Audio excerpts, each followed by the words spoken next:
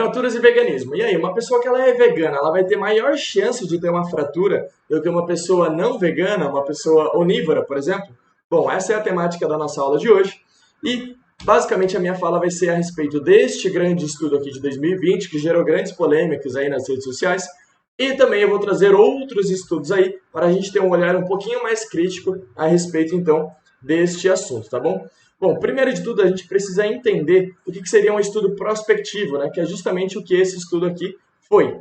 E aí, imagina o seguinte, um estudo prospectivo ele vai analisar o que uma causa, ali, o que uma ação, após um determinado período de tempo, vai influenciar ali em relação a determinadas consequências. Então, aqui especificamente, o que uma dieta vegana vai influenciar em relação ao aparecimento de fraturas. Ou, por exemplo, o que uma dieta onívora vai influenciar após um certo período de tempo em relação ao aparecimento de fraturas também. Então vamos lá, entrando especificamente no método desse artigo, e reparem que aqui embaixo eu sempre vou colocar a referência do estudo que eu estiver abordando, tá bom, gente? Então, no método desse estudo aqui, basicamente 65 mil pessoas, né, uma média, participaram desse estudo entre homens e mulheres do Reino Unido, ali coletando dados a partir de 93, né, entre 93 e 2001 e posteriormente também em 2010, através de questionários. E guardem essas duas informações aqui que são muito importantes. Reino Unido e também esse período ali, essa janela de tempo, entre 93, 2001 e 2010. Isso vai ser importante no final da apresentação, tá bom, gente? O que acontece?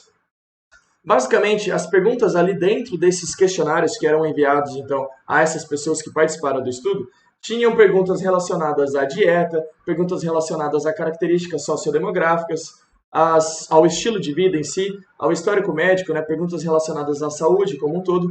E essas perguntas aqui da dieta em si, acabavam então criando 4 grupos, né, separando dentro desse estudo 4 grandes grupos aí que foram analisados. Primeiro, o grupo onívoro, e aí o grupo piscitariano, que basicamente são aquelas pessoas que comem o que uma pessoa vegetariana comeria, e além disso também comeria ali peixes e frutos do mar. Então a única carne que essa pessoa acabaria consumindo seria de peixes e frutos do mar.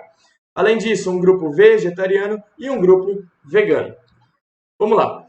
O que acontece? Para os pesquisadores e as pesquisadoras entenderem, né, com que ocorrência ocorriam essas fraturas e tudo mais, basicamente eles e elas tiveram acesso ali a todos os registros de internação no Serviço Nacional de Saúde dos países ali, Inglaterra, País de Gales e Escócia. Então, todas as internações ali relacionadas a fraturas, então eram registradas e tabuladas ali por esses pesquisadores e pesquisadoras desse grande estudo.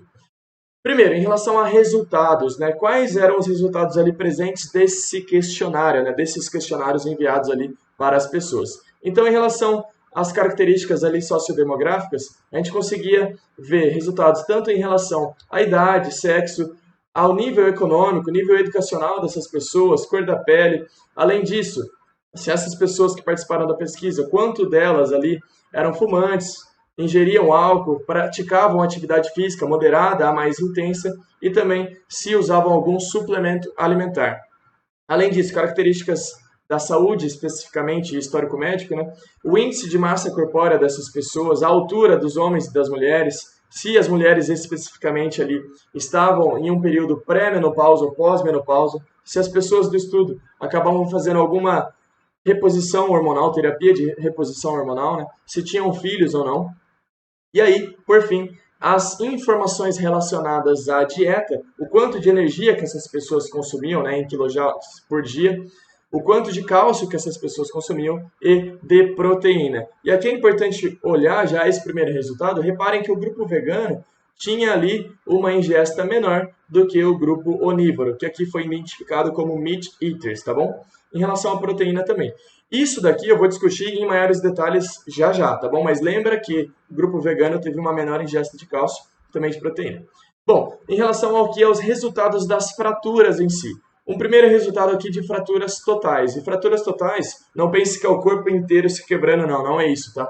É basicamente quando existia o registro de internação, mas não era identificado qual fratura, em qual região especificamente aconteceu, tá bom? Então, vamos lá. Em relação ao grupo onívoro, que está aqui representado por esse quadrado, e aqui em relação ao grupo vegano, nesse quadradinho aqui. basicamente, assim, de maneira bem simplificada, para não entrar muito em detalhes estatísticos aqui, a gente observa que o grupo vegano teve sim uma maior chance de ter fraturas totais ali quando comparado com o grupo onívoro aqui, quase 1,5 vezes mais chance quando comparado ao grupo onívoro.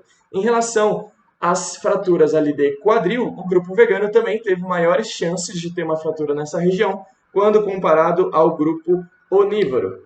Em relação a fraturas na perna, também o grupo vegano teve uma maior chance quando comparado ao grupo onívoro e seguiu a mesma lógica ali quando comparado ao grupo vegano para fraturas aqui na costela, clavícula e vértebra, que foi ali intitulado por esse estudo com este nome aqui. Bom, vamos lá, conclusões. Segundo o estudo, aqui são palavras do estudo, esses resultados podem ser explicados parcialmente pela diferença ali identificada em relação ao índice de massa corpórea. Aqui eu simbolizei o bonequinho vermelho como grupo onívoro e o bonequinho verde como grupo vegano. Então, o grupo vegano apresentou um menor índice de massa corpórea. Só que atribuir esses resultados ali em relação às fraturas, né, pelo índice de massa corpórea, é um pouquinho delicado, porque aqui a gente não sabe exatamente o que definia essa massa corpórea. Porque uma coisa é eu subir na balança, por exemplo, e tenho 70 quilos. Ok, minha massa corpórea são 70 quilos. Mas do que é composta essa massa? Do quanto de gordura, quanto de músculo, por exemplo? Enfim, isso tem uma certa influência. Mas, além disso, o estudo coloca aqui também que esses resultados podem ser explicados parcialmente ali também pela diferença da ingesta de cálcio e de proteína. Mas seguindo, as próprias palavras do estudo aqui, em relação à estimativa da ingesta de alguns nutrientes, né, através de questionários, que isso aqui acaba tendo um erro substancial. Afinal, através dos questionários, os pesquisadores identificavam os alimentos que essas pessoas ingeriam e faziam estimativas, então, do quanto de alguns nutrientes essas pessoas estavam ingerindo. Então, dentro desse método, existem alguns erros substanciais aí para a gente tentar entender justamente o quanto de alguns nutrientes essas pessoas estavam ingerindo. Então, é um caminho, é uma possibilidade, tá? Não estou falando que fazer um estudo dessa forma é ruim, não é, pelo amor de Deus. Esse estudo ele é bem desenhado, experimentalmente falando, só que a gente tem que entender que dentro do método desse estudo existe um erro substancial ali, dentro dessa análise de questionários para se ter uma estimativa de alguns determinados nutrientes, tá bom? São palavras do próprio estudo. E aí, também, palavras do próprio estudo, seria legal, interessante, ter uma análise um pouquinho mais global, né? E investigar, além, por exemplo, do cálcio, a vitamina D, que tem total influência em relação à saúde óssea dessas pessoas, vitamina B12, o fator de crescimento IGF-1, enfim, ter uma análise mais global. Mas vamos lá. Hipóteses. A gente trouxe alguns dados aqui, né? O grupo vegano, aqui especificamente, teve uma maior chance de algumas fraturas em algumas determinadas regiões quando comparado ao grupo onívoro, mas hipóteses, por que talvez isso tenha ocorrido? Além dessas palavras aqui colocadas pelo estudo. Bom, a gente tem que pensar o seguinte, a nossa principal fonte de vitamina D é o sol. E aqui esse estudo coloca que o sol vai contribuir ali de 80% a 90%, por exemplo, em relação à nossa vitamina D.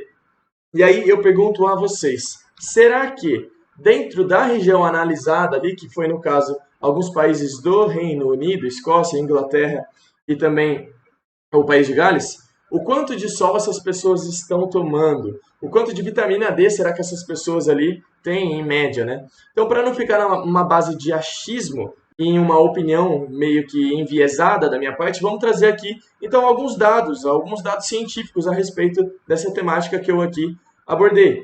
Vamos lá, esse primeiro estudo aqui mostra, então, que algumas pessoas ali que são do sul da Ásia, que moram no Reino Unido, 94% dessas pessoas acabam tendo uma certa deficiência da vitamina D no inverno e 82% dessas pessoas acabam ainda com essa deficiência no verão. Mas aqui eu estou falando especificamente de pessoas do sul da Ásia que moram no Reino Unido. E aí naquele estudo grande de 2020, né, o primeiro que eu apresentei, às vezes a gente não sabe, né? Poderiam ter pessoas presentes nesse estudo que eram do sul da Ásia, por exemplo, a gente não sabe. Seguindo, outros estudos, né, para não ficar preso só nesse estudo aqui, que é uma pequena fatia do bolo, né? Esse outro estudo aqui mostra que dentro do Reino Unido é muito comum, né, as pessoas apresentarem uma baixa ali na vitamina D, e aqui coloca até alguns dados mais específicos, né, que entre 97 e 98, 10% de análises de sangue ali em pessoas de 11 a 14 anos tinham níveis muito baixos ali da vitamina D, E 40% também dessas amostras de sangue também tinham níveis baixos. Aqui está realmente muito baixo, tá? Dentro dessas faixas aqui é algo que já está bem crítico, tá bom?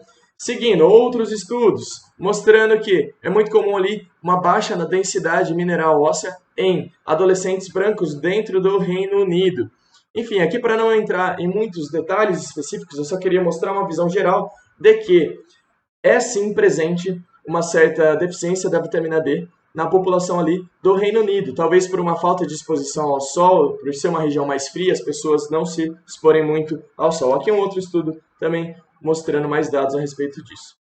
Bom, e aqui especificamente trazendo alguns dados de algumas pessoas, muitas pessoas, né, que participaram desse grande estudo de 2020. Aqui eu apresento a vocês um estudo que foi realizado em 2002, publicado, né, em 2002, e dentro desse estudo de 2002, alguns dados foram reaproveitados para esse grande estudo de 2020. Então, algumas pessoas que participaram desse estudo de 2002 também participaram do estudo de 2020. Então, aqui a gente consegue analisar alguns dados de vitamina D e vitamina B12 de algumas dessas pessoas, né? E reparem aqui que a vitamina B12, ela realmente foi menor para o grupo vegano quando comparado, né, com o grupo onívoro dentro da população masculina, assim como a vitamina D também foi menor para o grupo vegano quando comparado com o grupo onívoro. Em relação às mulheres, dentro do grupo vegano também foi menor, e aqui tanto a vitamina B12, né, quanto a vitamina D. Mas e aí, nos dê um pouco de esperança, professor, nos traga algum dado mais real, porque aqui a gente ficou apenas no campo da hipótese, né? Então vamos lá, vamos trazer um outro estudo aqui, porque, gente, o que a gente tem que entender é que um estudo ele vai trazer um resultado e não necessariamente uma verdade absoluta. Quando a gente quer buscar uma verdade absoluta, basicamente a gente tem que pegar a maior quantidade de referências que a gente tem dentro da área ali, publicada em revistas de alto fator de impacto, né? E se esses resultados, a grande maioria deles, vai em uma determinada direção, aí sim a gente está se aproximando de uma verdade. Então vamos lá, um outro estudo aqui. E com uma outra população, né? Aqui, em 2008, foram coletados dados aqui de mulheres asiáticas, aqui especificamente do país Vietnã, em relação à densidade mineral óssea de algumas regiões ali. E, a partir de então, em 2010, foram realizadas novas análises ali, para ver como que estava a saúde óssea dessas mulheres, se existiam riscos de fraturas e tudo mais. Bom, quais regiões especificamente foram analisadas, né, que eu mencionei anteriormente? A primeira região foi a densidade mineral óssea do colo do fêmur, e a segunda região, a densidade mineral óssea aqui da região lombar da coluna, tá bom? Bom, o primeiro dado que a gente tem aqui, então, a densidade mineral óssea da região lombar da coluna, não teve diferença entre os dois grupos, o grupo vegano e o grupo onívoro. Aqui também, em relação à densidade mineral óssea do colo do fêmur, também não teve diferença. Em relação à vitamina D, quando a gente considera uma média, não teve diferença. E esses dois dados finais aqui estão relacionados, o primeiro aqui, a reabsorção óssea, e o segundo, a formação óssea. Também não teve diferença entre os dois grupos. Especificamente sobre a vitamina D, aqui o estudo acabou separando em algumas faixas e mostrou que em faixas mais críticas, o grupo vegano tinha mais pessoas ali presentes nessas faixas mais críticas, tá bom? Mas anteriormente, quando eu mostrei ali em relação à média, acabou não tendo muita diferença entre os grupos. Mas faixas mais críticas sim teve diferença, tinha mais pessoas veganas dentro dessas faixas, tá bom? Bom, vamos lá. Então, em 2008, o que acontece? O que é esse dado aqui? É um dado relacionado ao percentual de mudança na densidade mineral óssea dessas pessoas analisadas. Então, o quanto que de densidade mineral óssea essas pessoas ganharam ou perderam de 2008 para, então, 2010. Então, reparem aqui que na região lombar da coluna não teve diferença entre os grupos, porém, quando a gente analisa ali em relação ao colo do fêmur, a densidade mineral óssea dessa região, o grupo vegano acabou perdendo menos densidade mineral óssea do que o grupo aqui onívoro. Aqui em relação ao percentual ali de fratura, o risco de fratura, na verdade, da região ali vertebral. E não teve diferença entre os grupos, basicamente ficou ali bem próximo. E então vamos lá, pontos-chave sobre tudo que eu apresentei aqui. Primeiro, os questionários ali daquele grande estudo de 2020 eram questionários ali que foram enviados entre 1993 e 2010. Então, as informações que as pessoas tinham a respeito do veganismo, de uma dieta que seria considerada equilibrada dentro, então, do veganismo, provavelmente não eram informações tão embasadas e tão divulgadas como a gente tem hoje, por exemplo, o que poderia influenciar diretamente nos nutrientes que essas pessoas acabaram ingerindo, por exemplo, naquela época, levando às vezes a uma dieta um pouco mais desequilibrada. Bom, segundo ponto, em relação à população estudada naquele estudo de 2020, era uma população do Reino Unido especificamente. Então, algumas pessoas acabaram publicando os dados daquele estudo, colocando no título assim: pessoas veganas têm mais chance de terem uma fratura. Mas essas pessoas às vezes deixaram de ver qual que era a população estudada. O correto seria colocar assim: um estudo analisando pessoas veganas, especificamente do Reino Unido, com dados coletados ali entre o período de 1993 e 2010, tiveram uma maior incidência de fraturas em determinadas regiões quando comparadas com um grupo onívoro. Tá vendo a diferença que faz esse título? Porque tá certo colocar esse título como eu coloquei agora aqui no final. Porém, a gente está falando de uma determinada região aqui do mundo. E nos outros lugares do mundo, como é que isso ocorre? Afinal, como eu mostrei anteriormente, no Reino Unido é muito comum ali as pessoas terem uma certa deficiência de vitamina D. E além disso, mostrado também pelo estudo, as pessoas ali apresentaram uma certa baixa também em relação ao cálcio. Estava ali no limite. E quando a gente fala de uma saúde óssea, tem vários fatores que influenciam, não só cálcio isoladamente, não só vitamina D isoladamente, mas esses dois fatores analisados de maneira conjunta, além de outros fatores, como por exemplo, a vitamina B12 e também o IGF-1, fator de crescimento IGF-1. Então, para a gente ter uma análise mais global a respeito dessa temática, seria interessante mais estudos que analisassem ali a população vegana, tendo dentro dessas análises não somente os resultados através de questionários, mas também através de exames de sangue, por exemplo. Outros pontos, né? Analisar outras populações, como por exemplo, eu coloquei aqui um estudo que analisou ali mulheres veganas e não veganas do país Vietnã, e ali mostrou que, por exemplo, não teve diferença entre os grupos, teve um pouquinho de diferença quando foi analisada ali a densidade mineral óssea do colo do fêmur, por exemplo, mostrando que as pessoas ali, as mulheres onívoras, tinham uma perda um pouquinho maior do que o grupo vegano. Então, quando a gente analisa outras populações, talvez a gente consiga ali ter um olhar mais crítico a respeito desse assunto, né? E aí, por fim, a gente pensar o seguinte: em uma dieta equilibrada. Afinal, quando eu falo assim, uma pessoa ela é vegana, a partir desse momento eu posso falar que ela é saudável ou não? Não dá, né? Eu preciso identificar o que essa pessoa está consumindo. Porque imagina que uma pessoa ela é vegana e ela acaba consumindo somente arroz durante todo o seu dia, durante toda a sua semana, durante todo o seu período de vida. Isso não é uma dieta equilibrada. Então, falar que uma pessoa ela é vegana e vai ser saudável, uma pessoa onívora vai ser saudável, é um pouco complicado. A gente tem que entender que não basta ser vegano, não basta ser onívoro. A gente tem que saber o que a gente está consumindo. E isso tem uma total influência ali, por exemplo, em alguns dados apresentados, por exemplo, no estudo de 2020, como eu mencionei anteriormente. As informações que a gente tinha a respeito de uma boa alimentação na época, especificamente a respeito do veganismo, é diferente do que a gente tem hoje. Enfim, seguindo, para a gente ficar um pouquinho mais tranquilo aí a respeito desta temática, eu trouxe aqui o resultado de 2 outros estudos. Aqui, especificamente, a posição aqui de um grande órgão a respeito aí da nutrição e dieta, que mostra que uma dieta vegana bem planejada vai satisfazer tranquilamente ali a nossa necessidade dos nutrientes em todos os estágios da vida, desde a gravidez até o momento ali que a gente estiver bem velhinho. E aí, para finalizar, eu vou até colocar um extremo aqui, né? Falando especificamente de atletas. Então, esse outro estudo aqui traz que, se a gente souber como se alimentar, né? Se a gente souber como selecionar os alimentos que a gente vai ingerir, com uma correta ali suplementação dentro de uma dieta vegana, isso daí vai satisfazer tranquilamente a maioria dos atletas, tá? E aqui acaba colocando a palavra suplementação devido justamente a serem atletas, porque em alguns momentos eles podem se beneficiar justamente da suplementação. Uma pessoa normal ali, que segue sua vida rotineira, não é atleta, a suplementação ela pode ser bem-vinda sim, quando a gente fala, por exemplo, da vitamina B12 ou até de outros parâmetros, mas enfim.